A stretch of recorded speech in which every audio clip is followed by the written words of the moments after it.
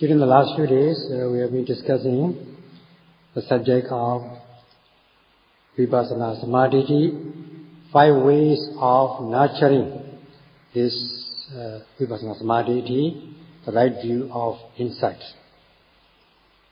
And these 5 factors are Sila Nudita, nurturing with moral practice; Sudha Nudita, nurturing the Samadhi, Vipassana Samadhi with the listening of the talks; Sagacha Nudita is the third one, nurturing the Vipassana Samadhi, sapling of insight with discussion, asking questions and reporting your observations and so on. And the fourth one is Samatha Nudita, nurturing your sapling of insight with Samatha, tranquility or serenity. And the last one, the fifth one is Vipassana Nudita, nurturing your sapling of insight with insight knowledge, with Balawa Vipassana, strong, powerful insight stages. So in this way, there are 5 ways of nurturing the Vipassana Samadhi, the right view of insight, of the sapling of insight. And out of these 5 ways, we have covered 3 things, the first 3 things, in brief. We were discussing the last time the fourth one, namely Samatha Nudita, nurturing of insight with Samatha or serenity. So today we have to discuss what these things are, because they are directly concerned with the yogis in their own practice. So we shall discuss from now on the nature of this Samatha, tranquility or serenity, from the theoretical and practical aspects. As regards this exposition of the Dhammadesana, this has been given in brief, so the meaning is not so obvious or easily understandable to the yogis. So in order that yogis will understand the meaning of this discourse, the similes have been given and the talks are given with examples. Here the example given was the example of the sapling of mango fruit, sweet mango fruit. So when you are growing this mango plant, first of all you sow the seed and then the sapling. One has got to protect, that's just like the gardener has to protect this sapling of mango sapling, first by putting up a strong fence around it, then pouring water in a suitable way, not too much, not too little. And sometimes you have to feed the plant with suitable fertilizer or manure. And when the plant grows, develops, the insects and pests can come and attack this sapling. So we have to first prevent these insects from attacking. This is a preventive measure. If at all the insects come and attack the plant, we have to use suitable means to remove these insects or pests. And still there can be cobwebs and creepers wrapping around the plant so that the plant will not grow well. The growth will be maybe retarded. So at this point we have to remove these cobwebs and creepers in a suitable way. So only when you are able to protect or nurture in this way will the plant grow, develop and grow, bear flowers, buds and fruits, and then you will be able to realize the benefit of the plant. So this is how the simile was given in order that yogis would understand it better. So at this point, the insects can attack the plant, so we have to use suitable means to preventive measures. And if at all the insects come and attack the plant sapling, we have to remove these insects by suitable means. So too with in the case of the sapling of the insight, vipassana samadhi, right understanding of insight or sapling of insight. We have to protect this sapling, nurture this sapling of insight in a suitable way. So today we shall discuss this subject with examples. Just as you have to take preventive measures so that the plant will not be attacked by insects and pests. And also if at all the pests and insects come to the plant, you have to remove them suitably. So too, vipassana practice can be undermined by certain undermining elements, and these you have to prevent these undermining elements from coming and disturbing or attacking the insight practice. This is done with samatha, serenity or tranquility, or concentration, and such as samatha nukkhida, nurturing of vipassana sapling with samatha.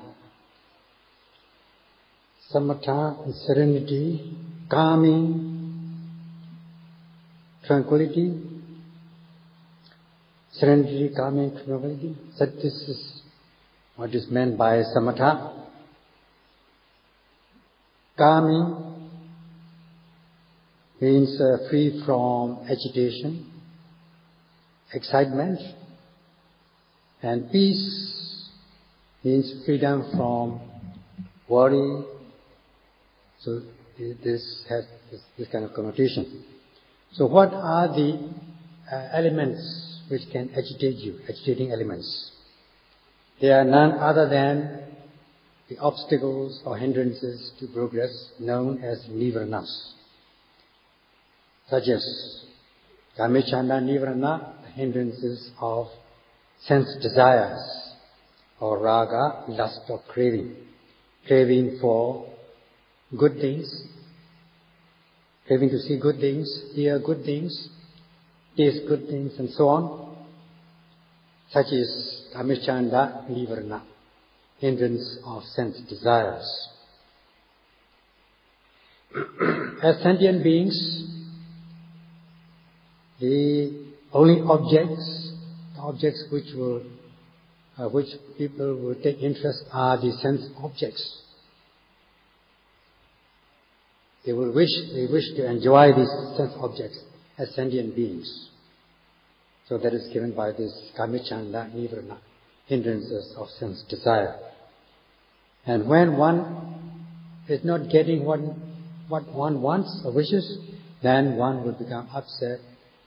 There will be aversion, dislike, and such as vyabhada nivarana, hindrances of aversion or anger, not being upset with what one sees or hears. This also is an element of agitation. One can be agitated by anger or aversion. And then comes the sloth and torpor, which will make physical, verbal, mental behaviors impure. They will become impure because of these sloth and torpor. One becomes lazy, sluggish, and will not be wakeful and diligent. Then another factor is restlessness and worry. One will become restless. That means one will not be able to stay with the object to be noted. One's mind will be wandering off, away from the object of attention, such as distraction, restlessness. result of restlessness. And worry or remorse because of good things undone or bad things done. One may worry about it. One will feel remorse. All these things can make the physical and verbal mental behaviors impure. There can be disturbances. There can be hindrances. Then one may have skeptical doubt as regards the three gems, Buddha, Dhamma, Sangha, and one's own practice. Such is also an hindrance, an opposition, and an undermining element to your practice. These things can agitate your mind. So, in short, one's mind can be agitated by raga, craving or lust or attachment. The opposite one is anger, aversion. One's mind can also be agitated by aversion or anger. And then because one is not aware of the truth, because one is deluded, this delusion also can agitate one's mind. Except the time when you are fast asleep. The rest of the time, you will be agitated by these undermining elements. So your mind will not be stable, your mind will not be calm. So, all these things are undermining elements which can enter your stream of consciousness. They can agitate your mind so that your mind will not be peaceful.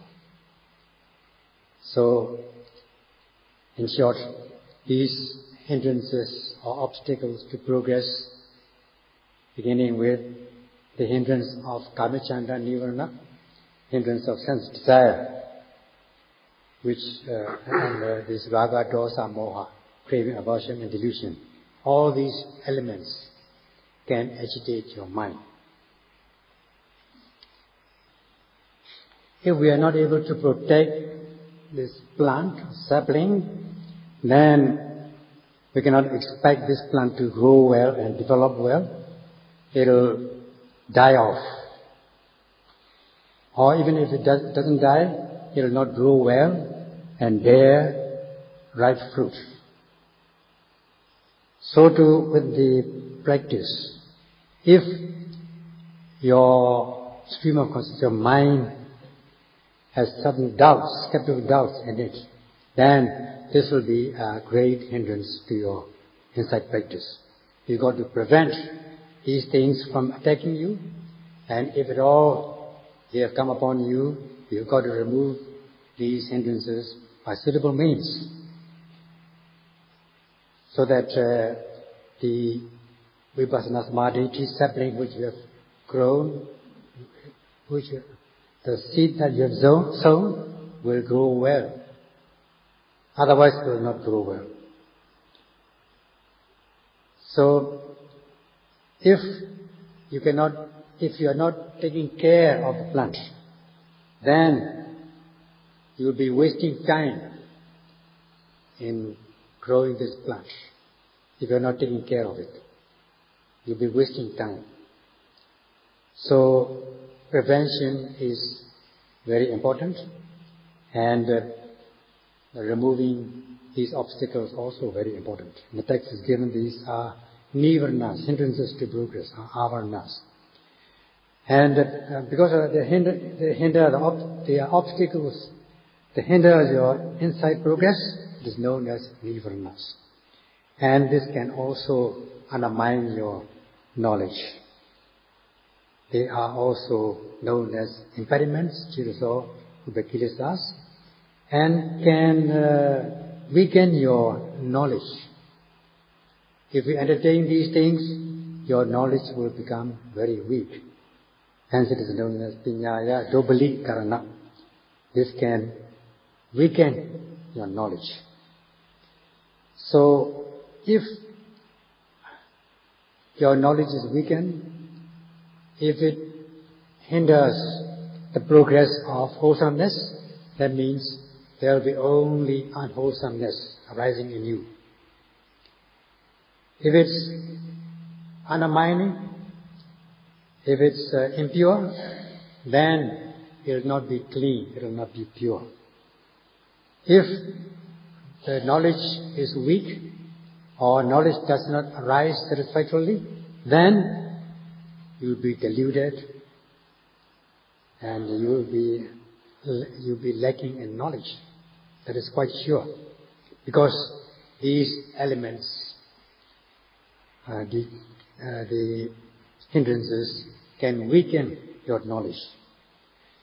So, just like protecting or nurturing the sapling with mango sapling, so too you got to nurture your insight practice.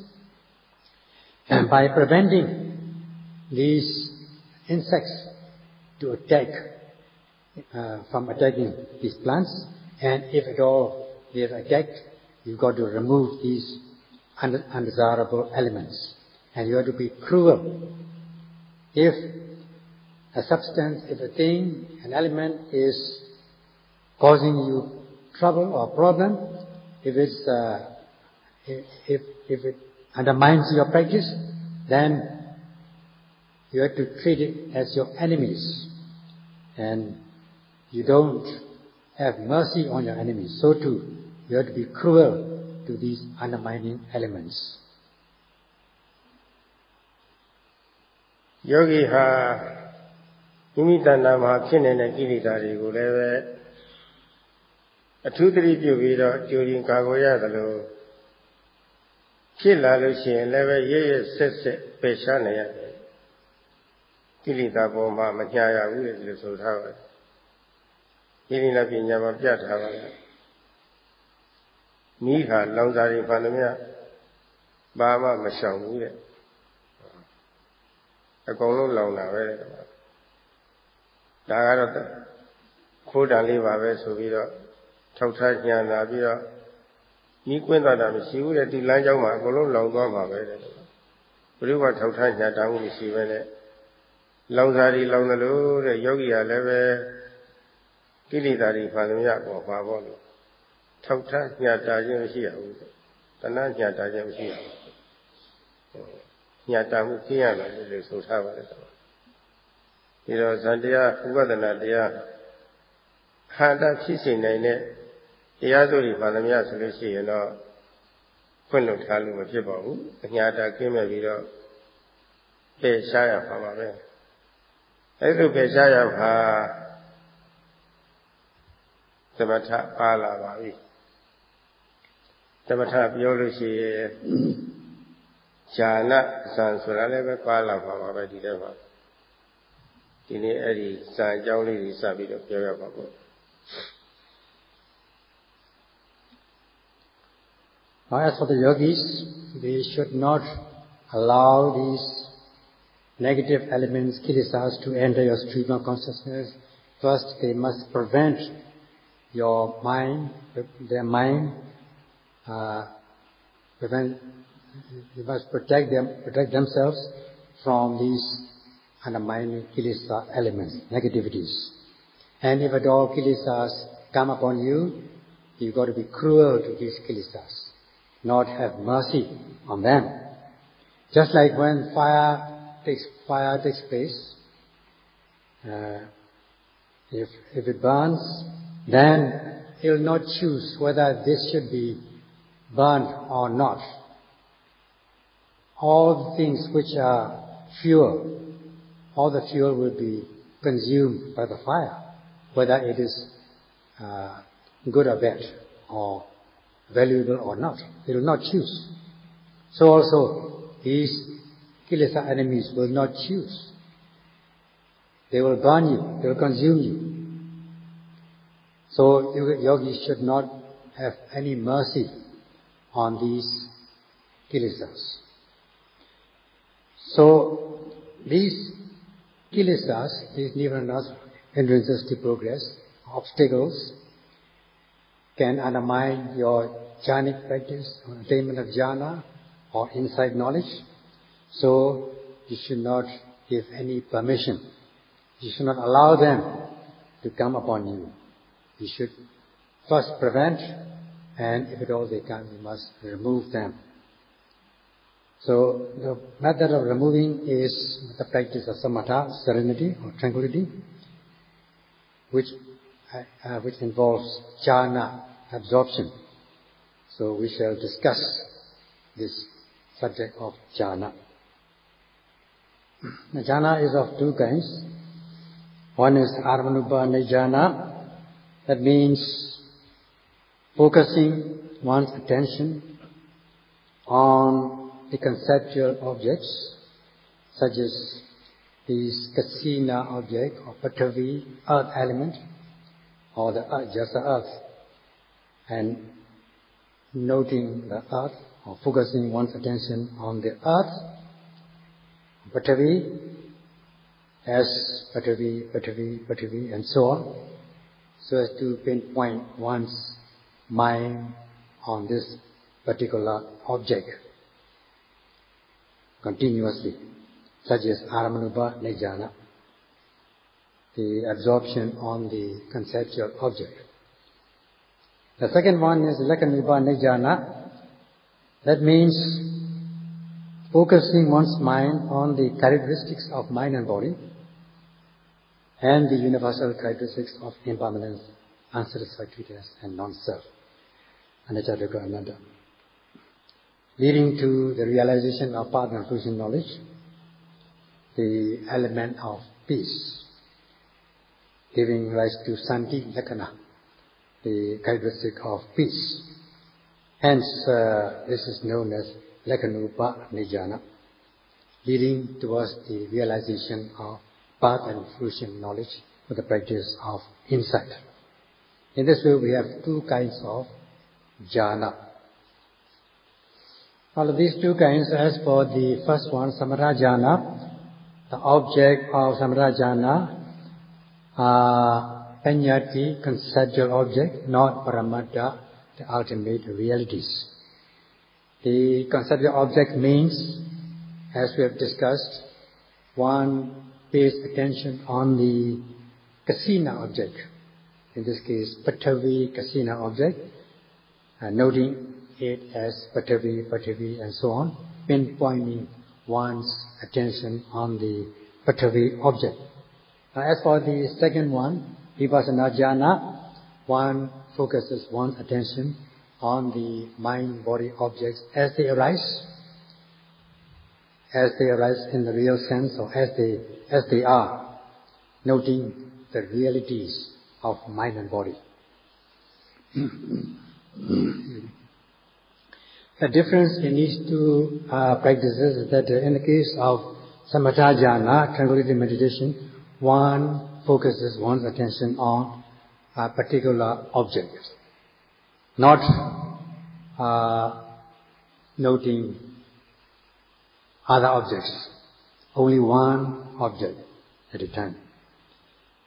In the case of vipassana jhana, insight practice, one focuses one's attention on the main object, the prescribed main object, and other obvious objects as they arise, the realities of mind and body. So the objects are many. The objects of attention are many in the case of vipassana jhana. As the yogis are practicing on this occasion, satipatthana, in the main, the subject of samatha jhana will not be discussed. It will not be necessary for us to deal with this samatha, the subject of samatha jhana. We shall only deal with the vipassana jhana.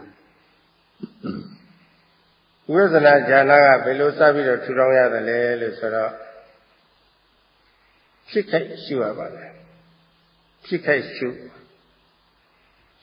lo chi yin tabawa ri nyin la la ba, yona tabawa ri, chaung chou set pong ni. Chaung chou set de ma ma mye sin ye tabawa be kho de chin ya sung ni po ni. Ai da ri pi myin la do da ba be. Ai di de pha vipassana san ni alai thit pa twa ba le.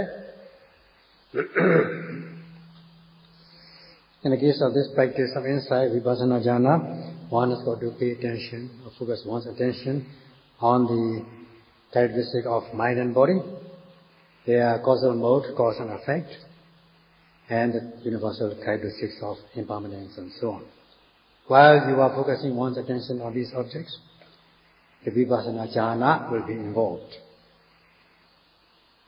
Let us say when you put it down to practice, when yogis are practicing this insight knowledge, insight practice, first they pay attention on the abdomen, focus the mind on abdomen, and as they breathe in and out, when they breathe in, abdomen rises. When they breathe out, abdomen falls. In this way, they follow this rising and falling. Excuse me. Although we just call it rising and falling, in fact, the objects that we are paying attention are the qualities or characteristics, such as feeling, sensations, and so on, such as stiffness, tension, and movement. All these things are known in Pali as Buddha. So out of these four great elements, we have this element of wind, fire element, fire dhatu. That means when you are breathing in and out, we are breathing in the air and breathing out the air. So this is known as the wind element, fire dhatu. And since we are paying attention on this fire dhatu, noting this wind element, we are directly experiencing this element. It is quite obvious, known as Buddha, the reality, the directly experienceable object. And they are there. These sensations are there. Not that they are absent. You cannot argue about it. So, when rising takes place, we are following the sensations, stiffness, tension, and movement. And it is necessary for us to know or to follow or to watch these sensations.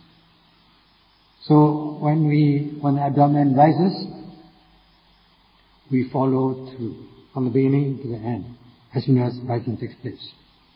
It is necessary to follow throughout the rising phenomena in order to observe these sensations. So in order to observe these sensations, you take an aim at the object, to be precise, so that no mind is concurrent with the object. You take an aim. And when falling takes place also, you follow through from the beginning of the falling to the end of the falling, taking an aim at in the course of this falling in order to observe these sensations. You aim your nodi mind to be precise. So this is the beginning of insight practice. Taking an aim at the object so that nodi mind is to be precise. Plus, there has to be a driving force. Driving force means energy, to be diligent, to be wakeful, to be active, not to be lax, not to be done in an uninteresting manner, not to be lax in your practice. So, in this way, two mental powers are involved, aiming and energy, or driving force. Now, this taking an aim, the factor of aiming. Your aim, your nodi mind towards the object, so as to be precise. This aiming is a jhanic factor, a factor of absorption. Now, when you are doing this practice, taking an aim at the object to focus precisely, this is not just doing it by intellectual reasoning, it is to be done in actual practice. You are aiming at the target. You are focusing your nodi mind towards the target. And this aiming has a jhanic factor known as vitakka, and focusing to it precisely. Precision is jhana, So a jhana, jhanic factor of vitakka, jhanic factor of aiming. That's what it is, in order to be able to be concurrent with the object of attention, in this case the target. And when after you take an aim at object, your noting mind will be sustained on the object of attention. Now that is again another jhanic factor known as vichara. When you're doing a target practice, you got to take an aim at the target and you got to exert your energy in order to hit the target. So when you do that, then your thing, your arrow or whatever, will be sustained on the object, on the target. So there are three things involved in this case: aiming, focusing, and exertion of energy, which is in Pali virya, so that the result is sustaining on the object. This is vichara. So in this way, you are said to be applying or practicing jhana. So in this game of target, trying to hit the target practice, a similar game. When you take an aim and hit the object, the target, you feel joy, that is piti. You become satisfied with your practice. And after this joy, you become happy, sukha, and which will be followed by the calming effect. You feel calm and collected. Such is ekaggata or samadhi, concentration, one-pointedness. So if you think in that terms, you will be able to understand the nature of jhana. Of course, in the beginning of the practice, you will not be able to cultivate these factors such as piti, joy, sukha, happiness, and ekaggata, one-pointedness, or samadhi, as yet. So in the beginning, what you do is, as soon as these objects arise, main objects arise, in this case rising and falling, you just take an aim at the object, so that your noting mind will be concurrent with the object. So to be concurrent, you take an aim at the object. You have to make a practice of the big habit of it. And then apply energy, driving force. So these two things have to be employed, namely aiming and energy.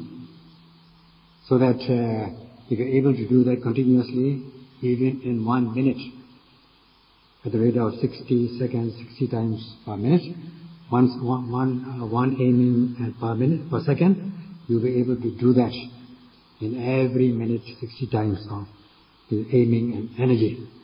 In this way, if you make a habit and make a practice of it, you'll be able to apply this jhana, or your jhana will become very strong. So if you make an effort to apply these jhanic factors, if you are, for instance, if you are able to take an aim, vitakka, apply your mind will become very active. If your mind is active and wakeful, then your mind will be spacious. It will not contract.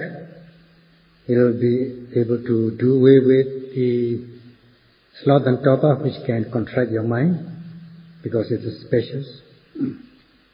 And when you apply energy in order to drive your noting mind towards the object of attention, because you are doing this energetically, there will be no sluggishness involved, there will be no laxity, there will be no lack of energy, there will be only energy.